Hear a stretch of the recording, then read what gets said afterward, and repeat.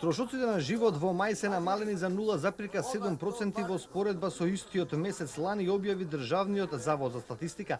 На месечно ниво пак трошоците се зголемени за половина процент.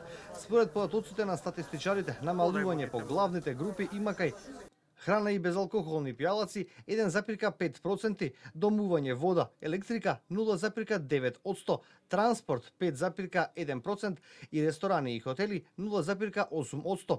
Зголемување на трошоците на годишно ниво се пресметани кај алкохолните пијалаци и тутун 4,2%, трошоците за облека и обувки се зголемени за 1,2%, здравје 1,7%, како и рекреација и култура расна трошоците на годишно ниво за 3,5%.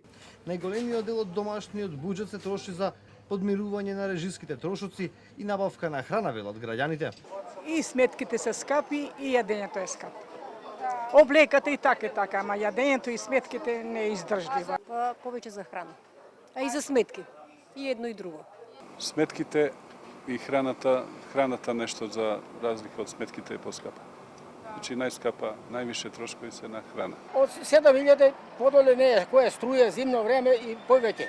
Струјата е многу скапа, исхраната е скапа, све е скапо.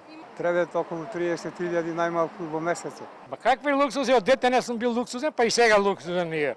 Нормално носење, јадење и пиење за опстанок само, ништо више.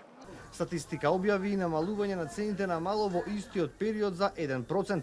Последната пресметена минимална кошничка пак од страна на ССМ изнесува нешто над 32.000 денари. Толку пари се потребни на едно 4-члено семејство да ги подмири основните месечни трошоци.